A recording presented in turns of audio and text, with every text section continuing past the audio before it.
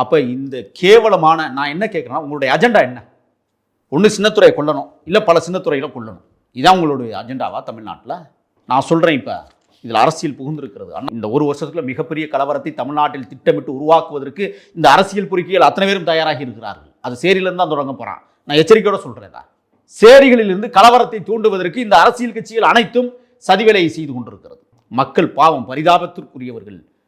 எவன் சாக போறான்னு தெரியல. அந்த ஒரு வருஷத்துல ஒரு தமிழ் தேசியத்தினுடைய விடுதலைக்காக களமாடுகிற இடத்தில் இன்று நான் பார்க்கிறேன். சாதியத்தை இவர்கள் கோலோச்சி கைதூக்கி வரவேற்கிற கும்பல்களாக இந்த அரசியல் கட்சிகள் அனைவரும் செயற்பட்டு கொண்டிருக்கிறார்கள். நான் கேட்குறேன், திராவிட முன்னேற்ற கழகத்தில் ஜாதி இல்லையா? சமூக நீதி பேசுறீங்களே, நான் காட்டவா? ஏன் இந்து சமய அறநிலையத்துறை ஒரு தாழ்த்தப்படுத்தப்பட்டவனுக்கு கொடுங்க பார்ப்போம். தைரியம் இருந்தா, தெம்பு இருந்தா, திராணி இருந்தா கொடுத்து பாருங்க பார்ப்போம். உங்கள் காவல்துறை லட்சணம் தோல்வியில் கிடக்குல்ல, அதற்கு எடுத்துக்காட்டு இப்போ சின்னத்துறை வெட்டுப்பட்டிருக்கனால உளவுத்துறைக்கு தெரியாதா?